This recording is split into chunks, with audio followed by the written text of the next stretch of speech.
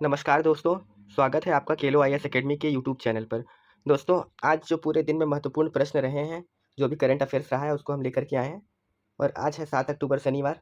तो चलिए आज के महत्वपूर्ण प्रश्नों को देखते हैं। ठीक है दोस्तों, अभी का ये जो क्वेश्चन है दोस्तों, जो क्वेश्चन नंबर 1 है, ये है आंत माइक्रोबायोम के बारे में। ठीक है दोस्तों, इसके नाम से ही समझ में आ रहा है कि आंतों से संबंधित है। इसके संदर्भ में निम्नलिखित तथ्यों पर विचार करना है। आंत माइक्रोबायोम मुख्य रूप से पेट में जटिल कार्बोहाइड्रेट और फाइबर को तोड़ने में सहायता करता है। ठीक है दोस्तों, देखिए पेट में जटिल कार्बोहाइड्रेट फाइबर, यह मस्तिष्क के कार्य, व्यवहार और चिंता, अवसाद और तनाव जैसी मानसिक स्वास्थ्य स्थितियों को भी प्रभावित कर सकता है। ठीक है, यानी कि जो आंत माइक्रोबियल है वो मस्तिष्क के कार्यों को प्रभावित करता है। ठीक है, तो उपर्युक्त में से कौन से कथन सही है? 2 कथन दिए हुए हैं इसमें बताना कि दोनों में से कौन सा कथन सही है। ठीक है, चलिए दोस्तों आप भी एक बार प्रश्न को पढ़ लीजिए, उसके बाद हम लोग इसका आंसर देखेंगे। ठीक है दोस्तों, आशा करता हूँ आप लोगों ने जो प्रश्न है उसको पढ़ लिया होगा। चलिए अब आंसर की तरफ बढ़ते हैं। अब देखिए दोस्तों, यहाँ पर आंत माइक्रोबियल का मुख्य जो माइक्रोबायोम है, मुख्य रूप से पेट में जटिल कार्बोहाइड्रेट और फाइबर को तोड़ने का काम करता है। सही बात है दोस्तों, आपको पता है गुड बैक्टीरियाज भी होते हैं हमारे पेट में। दूसरा है मस्तिष्क कार्य, व्यवहार और चिंता, है ना। तो मस्तिष्क को आंत प्रभावित कर रहा है, तो जाहिर सी बात है दोस्तों, आपको पता होगा बॉडी का पूरा फंक्शन एक दूसरे से रिलेटेड होता है। ऐसे में आंतों में अगर कोई भी समस्या आती है तो कहीं ना कहीं उसका प्रभाव मस्तिष्क पर पड़ सकता है, संभावना है इसके ज़्यादा सही होने की, और ये ऑप्शन जो है ये सही भी है। अब यहाँ पे दोस्तों हमसे पूछा गया है जो सही कथन है वो बताना है। ठीक है, अब चूंकि दोनों सही है तो इस हिसाब से हमारा आंसर क्या हो जाएगा दोस्तों? 1 और 2 दोनों। ठीक है, पर चलिए इसका जो डिटेल्ड आंसर है मैं आपको एक बार अच्छे से एक्सप्लेन कर देता हूँ, ताकि आपको जो भी कन्फ्यूज़न है सब दूर हो जाए। ठीक है दोस्तों, देखिए आंसर में हमारा उत्तर भी सी है। ठीक है, तो मानव माइक्रोबायोम का शारीरिक कार्यों से क्या जुड़ाव है? माइक्रोबायोम का शारीरिक कार्यों से क्या जुड़ाव है? पहला तो जुड़ाव है पाचन, स्वास्थ्य और पोषक तत्वों का अवशोषण। ठीक है, और यही पहला ऑप्शन था। ठीक है, यहाँ पे देखिए लिखा है जटिल कार्बोहाइड्रेट, फाइबर और अन्य अपचनीय यौगिकों को तोड़ने में सहायता करता है। तो कथन एक क्या होगा? सही हो जाएगा। दूसरा, ये जो सूक्ष्म जीव हैं ये किण्वन प्रक्रियाओं में भी सहायता करते हैं, विटामिन बी और विटामिन के, है ना। अब देखते हैं आगे और क्या करता है। तो ये प्रतीक्षा प्रणाली जो है हमारी प्रतिरक्षा प्रणाली, उसका भी विनियमन करता है। ठीक है दोस्तों, चलिए आगे देखते हैं और क्या काम है इसका। चयापचय, स्वास्थ्य एवं वजन विनिमय। चयापचय आप जानते हैं जो मेटाबॉलिज्म होता है उसको कंट्रोल करता है। देखिए यहाँ पे टाइप 2 मधुमेह, यानी कि जो शुगर वगैरह की बीमारी है उसको भी ये प्रभावित करता है अपने स्तर पर, है ना। और ये जो ऑप्शन है मानसिक स्वास्थ्य और मानसिक कार्य, जो कि विकल्प में था, इसके बारे में भी यहाँ जानकारी दी गई है। आपको ये PDF की स्लाइड टेलीग्राम चैनल पर मिल जाएगी दोस्तों, आप वहाँ से इसको डाउनलोड कर सकते हैं और आंसर को डिटेल में पढ़ सकते हैं। ठीक है, चलिए आगे चलते हैं हम लोग। अगला प्रश्न है कि हाल ही में किन्हें जॉन फासे, ये जो जॉन फासे व्यक्ति हैं, इनको किस क्षेत्र में नोबेल प्राइज़ मिला है? ये जॉन फासे की इमेज है। ठीक है, नोबेल प्राइज़ है दोस्तों तो बहुत इंपॉर्टेंट है। यूपीएससी ने भी कुछ टाइम पहले जो है पुरस्कारों से प्रश्न पूछा था, 2021 में भी और 2023 में भी, है ना। इसका जो आंसर होगा, इसका आंसर होगा दोस्तों साहित्य। ठीक है, साहित्य में इनको मिला है नोबेल प्राइज़। और देखते हैं दोस्तों इसका डिटेल्ड आंसर। देखिए दोस्तों, यहाँ पे जो चीज़ है ध्यान में रखने लायक है। पहली चीज़ तो ये हो जाएगी कि जॉन फॉसे हैं उनको मिला था साहित्य में, लेकिन उसके अलावा भी और जो भी लोग हैं जिनको अलग अलग क्षेत्रों में मिला है उनके बारे में भी ध्यान रखना जरूरी है। जैसे रॉयल एकेडमी जो है, इसमें क्वांटम डॉट्स की अभूतपूर्व खोज के लिए किसको किसको मिला है? मोंगी जी, बावेंडी, लुइस ई ब्रूस और एलेस्की आई इकीमो को रसायन में मिला है। ठीक है दोस्तों, किस खोज के लिए मिला है? क्वांटम डॉट्स की खोज के लिए। ठीक है, ध्यान रखेंगे इसको। भौतिकी में मिला है पियरे एगोस्टिनी, फेरेंग क्रॉस एवं एल हुइलियर। ठीक है दोस्तों, थोड़ा सा डिफिकल्ट होगा नाम को याद रखना, पर कोशिश करेंगे, एक दो बार देखेंगे तो चीज़ें याद रहेंगी।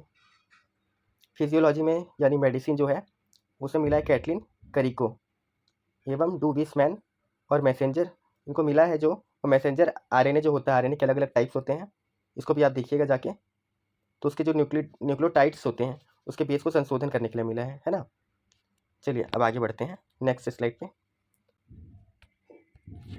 दोस्तों ये जो टॉपिक है ये यूपीएससी का one of the most favourite topics में से एक है ना। खाद्य सुरक्षा से रिलेटेड है टॉपिक, और अगर आप मेंस का जो है सिलेबस देखेंगे पेपर 3 में, तो वहाँ पर ये टॉपिक आपको साफ साफ दिखा लिखेगा। ठीक है, तो अब यहाँ पे दोस्तों बोल रहा है कि जो उचित मूल्य की दुकान होती है भारत में सरकार द्वारा संचालित एवं विनियमित रिटेल आउटलेट या स्टोर है, ठीक है, यानी गवर्नमेंट इसको चलाती है। ठीक, हो सकता है आपको पता हो सकता है ना पता हो। चलिए आगे देखते हैं। लाभार्थियों को सही मात्रा में राशन मिले यह सुनिश्चित करने के लिए ईपीओएस यानी कि इंटरनेट फिर पॉइंट ऑफ सेल उपकरणों का जो है इलेक्ट्रॉनिक वजन मशीनों के साथ एकीकृत किया गया है, यानी जो मशीन है उसको जो अपना वेट मशीन होता है उसके साथ इंटीग्रेट किए हैं, ठीक है। इन दुकानों का उद्देश्य खाद्य सुरक्षा सुनिश्चित करना एवं पिछड़े वर्गों, है ना, जो पिछड़े वर्ग हैं उनके आर्थिक बोझ को कम करना है। तो इसमें बोल रहा है दोस्तों कौन सा सही नहीं है, यानी गलत कौन कौन सा है। तो देखिए पहला तो बिल्कुल सही हो जाएगा दोस्तों, सरकार चलाती है, बिल्कुल आपने देखा होगा, ये देखिए इस तरीके की दुकान। दूसरा, लाभार्थी को सही मात्रा में राशन मिले यह सुनिश्चित करने के लिए जो ये ईपीओएस उपकरण है, आपने देखा होगा छोटे छोटे डिवाइस होते हैं जिसमें आप अपना अंगूठा लगा देते हैं और आपके आधार कार्ड की डिटेल्स डालने से भी उसमें फिर आपने चावल लिया है या फिर जो भी राशन है वो लिया है या नहीं लिया है वो सब पता चल जाता है। तो ये भी सही है, तो दो तो सही हो गए दोस्तों, पर पूछा गलत है, ठीक है। इन दुकानों का उद्देश्य खाद्य सुरक्षा सुनिश्चित करना तो है, बिल्कुल सही बात है, लेकिन जो यहाँ पे पिछड़े वर्गों के बारे में लिखा है दोस्तों, पिछड़े वर्गों के लिए ही सिर्फ नहीं है कि कोई भी ऐसा व्यक्ति जो आर्थिक रूप से कमज़ोर है उसके लिए है। यहाँ पे सिर्फ एपीएल और बीपीएल कार्ड बनता है ना, इसमें ऐसा जाति का कोई लेना देना होता नहीं है, वर्गों का कोई जैसे जनरल ओबीसी ये सबसे कोई रिलेशन नहीं होता है। तो ये ऑप्शन हो जाएगा हमारा रॉन्ग, ठीक है। और जब ये रॉन्ग हो जाएगा तो पूछा कितने सही नहीं है, तो केवल एक है जो सही नहीं है, तो हमारा आंसर हो जाएगा केवल एक, ठीक है। इसका एक्सप्लेन्ड आंसर देखते हैं दोस्तों थोड़ा सा। ये देखिए यहाँ पर लिखा भी हुआ है कि सरकार द्वारा संचालित जो है एक विनियमित रिटेल आउटलेट या स्टोर है, ठीक है। उचित मूल्य की दुकानों का प्राथमिक उद्देश्य जनता को आवश्यक वस्तुओं जैसे खाद्यान्न, खाद्य तेल, चीनी और अन्य बुनियादी आवश्यकताओं को रियायती या उचित मूल्य पर वितरित करना है, ठीक है दोस्तों, उचित मूल्य पर वितरित करना है ना। आगे देखते हैं। ये दुकानें आमतौर पर सरकारी कल्याण कार्यक्रमों का हिस्सा है, सरकारी कल्याण कार्यक्रमों का हिस्सा है जिनका उद्देश्य जो है यह सुनिश्चित करना है कि कम आय वाले परिवारों पर, कम आय वाले परिवारों पर, है ना, केवल पिछड़े वर्ग नहीं। इसीलिए जो तीसरा है ऑप्शन गलत था। इस प्रणाली में आधार प्रमाणीकरण के माध्यम से लाभार्थी के सत्यापन के लिए एक मजबूत तंत्र मौजूद होता है ना। आपने कई बार देखा होगा इस चीज़ को कि आप जैसे इस दुकान पे गए, उन्होंने आपके सामने एक मशीन रखा, ठीक है, वो जो मशीन होता है उस पर आप अपना अंगूठा लगाते हैं, जैसे आप अंगूठा लगाते हैं तो आपके जो पूरे डिटेल्स हैं वो सामने आ जाते हैं, ठीक है। तो इस तरीके से जो है इसमें इस पॉइंट पे यही बात कर रहा है, इसलिए पॉइंट 2 जो था वो भी सही था, है ना। ठीक है दोस्तों, आगे बढ़ते हैं नेक्स्ट स्लाइड पे। आपको वीडियो अच्छी लग रही है तो लाइक करिएगा और प्लीज़ शेयर भी करिएगा इसको अपने दोस्तों के साथ में, है ना। चलिए आगे चलते हैं नेक्स्ट स्लाइड पे। दोस्तों ये जो मुद्दा है यूपीएससी ने इससे ऑलरेडी बहुत सारे प्रश्न पूछ रखे हैं, ठीक है। आगे देखते हैं इसमें कि क्या है ये जो है इसमें जो चीज़ें हैं पहले उनको ध्यान से देते हैं। हेट स्पीच के बारे में ये प्रश्न है ना दोस्तों। संविधान नफरत फैलाने वाले भाषण को मुख्य रूप से व्यक्तियों के एक समूह के खिलाफ नफरत भड़काने के रूप में परिभाषित करता है ना। संविधान में ऐसा कुछ परिभाषित है, ऐसा ये बोल रहे हैं, ठीक है। चलिए आगे देखते हैं, पॉइंट 2 को देखते हैं हम लोग। अब पॉइंट 2 कहता है कि आईपीसी की धारा 295A उन दंडात्मक कृत्यों से संबंधित है जो जानबूझकर अथवा दुर्भावनापूर्ण इरादे से व्यक्ति के एक वर्ग की धार्मिक भावनाओं को ठेस पहुँचाते हैं, है ना। इतने सही हैं बोल रहे हैं। तो दोस्तों जो पहला विकल्प है बिल्कुल संविधान में हेट स्पीच के बारे में सॉरी जो है वो जिक्र किया गया है, लेकिन यहाँ ध्यान रखने वाली बात है कि उसको परिभाषित नहीं किया गया है, क्योंकि संविधान में ऑलरेडी इतनी सारी चीज़ें हैं, अगर ये सबको भी बार बार डाला जाए सोचिए संविधान कितना बड़ा हो जाएगा, है ना, इसलिए परिभाषित नहीं किया गया है। तो ये जो ऑप्शन है ये हो जाएगा रॉन्ग।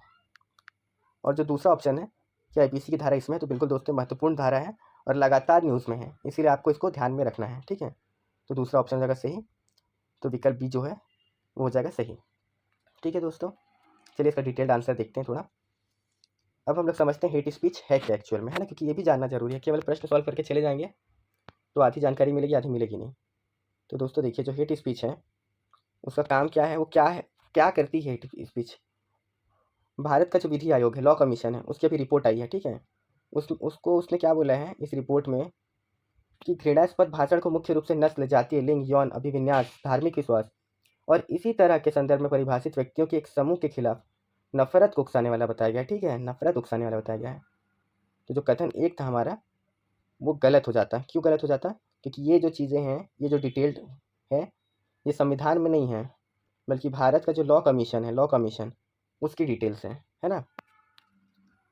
आगे देखते हैं दोस्तों कि भारत में हेट स्पीच का जो कानूनी स्थिति है वो है क्या, सरकार ने क्या क्या कानून बनाए इससे रिलेटेड। तो सबसे पहले तो है दोस्तों संविधान से शुरू करते हैं। संविधान में आप देखेंगे तो अनुच्छेद 19 में जो है उचित प्रतिबंध लगा है ना, जो अभिव्यक्ति और उसकी स्वतंत्रता है उस पर, है ना। आपने पढ़ा होगा जब आप फंडामेंटल राइट पढ़ते हैं तो आप पढ़ते हैं कि कुछ निर्बंध है हमारी अभिव्यक्ति की स्वतंत्रता पे, है ना। तो वो क्या है, वाक्य एवं अभिव्यक्ति की स्वतंत्रता को क्यों रोका जाता है, तो उसमें हेट स्पीच एक रीज़न है, ठीक है। और आईपीसी में क्या डिटेल है दोस्तों, तो एक तो ये है, ठीक, समूहों के बीच शत्रुता और घृणा उत्पन्न करने वाले को दंड देना है। जैसे कि मान लीजिए हिंदू और मुस्लिम वाला जो हमेशा चलता है कि कभी कोई कुछ कमेंट कर दिया, किसी ने बोला कि मुस्लिम ऐसे हैं, कोई बोला हिंदू ऐसे हैं, तो उनके ऊपर ये जो है इसके तहत कार्रवाई की जा सकती है। फिर ये दोस्तों जो ऑप्शन में था, ठीक है, जानबूझ करके या दुर्भावनापूर्ण उद्देश्य से धार्मिक भावनाओं को ठेस पहुंचाने वाले, इस पर आजकल बहुत केस होता है कि मेरी धार्मिक भावनाएं आहत हो गई हैं, है ना, आपने देखा भी होगा अपने आसपास। और तीसरा जो है दोस्तों ये धारा 505(1) और धारा 505(2), ऐसी सामग्री के प्रकाशन और प्रसार को अपराध मानना जो विभिन्न समूहों के बीच दुर्भावना या घृणा उत्पन्न कर सकती है। जैसे दोस्तों आपने ही सोशल मीडिया पे देखा होगा, कई बार ऐसे ऐसे चीज़ें देखने के लिए मिल जाती हैं, ऐसी ऐसी चीज़ें लिखी रहती हैं जो दो गुट हैं, जो दो धर्म हैं, उनको आपस में लड़वाने का कार्य करती हैं, तो उनके ऊपर इस प्रकार की कार्रवाई हो सकती है। इस चीज़ का आप ध्यान रखेंगे, ठीक है दोस्तों। ये धाराएँ महत्वपूर्ण हैं आप लोगों के लिए, स्पेशली इन धाराओं को छाट करके लाया गया है। ऐसा नहीं कि कुछ भी उठा लिया गया और यहाँ पे डाल दिया गया, ठीक है, ध्यान रखेंगे आप इसका। अब देखते हैं दोस्तों नाडा, है ना, नाडा के बारे में। नाडा क्या है दोस्तों, तो ये राष्ट्रीय डोपिंग रोधी एजेंसी है। अब डोपिंग क्या होता है आपको पता होगा शायद। डोपिंग का मतलब होता है सिंपल सा कि जो स्पोर्ट्स होते हैं, तो जो प्लेयर्स होते हैं कई बार वो कुछ ऐसी दवाइयाँ लेते हैं जो उनके परफॉर्मेंस को इंक्रीज़ कर देता है ना। लेकिन उससे क्या होता है, वो तो गलत है ना, इलीगल है ना, इसीलिए एक ये संस्था बनाई गई थी, ठीक है। तो इसमें ऑप्शन एक ये बोल रहा है कि भारत में डोप मुक्त खेलों के लिए सोसाइटी पंजीकरण अधिनियम 1860 के तहत एक पंजीकृत सोसाइटी के रूप में की गई थी, ठीक है। दूसरा है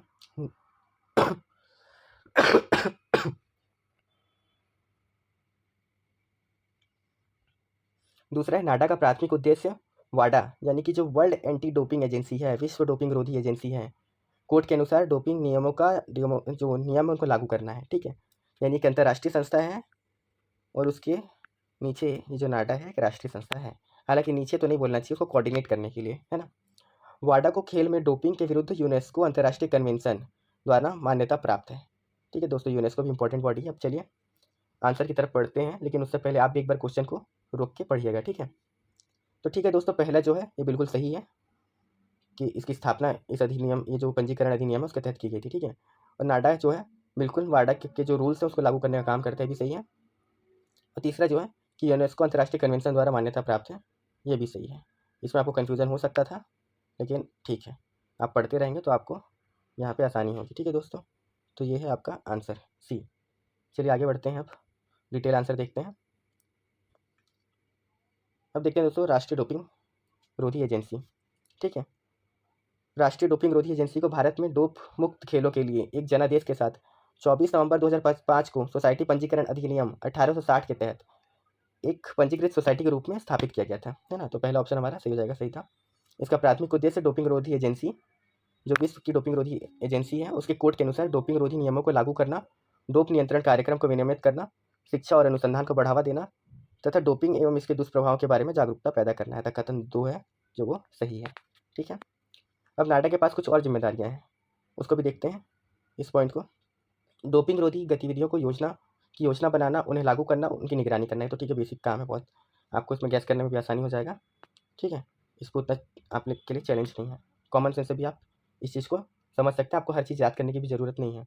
मेन पॉइंट देखिए, जो फैक्चुअल चीज़ें उनको ध्यान में रखना बहुत ज़रूरी है। जैसे कि अब ये है, अब ऐसा होता है कि नहीं होता है, ये पॉइंट ज़रूरी था।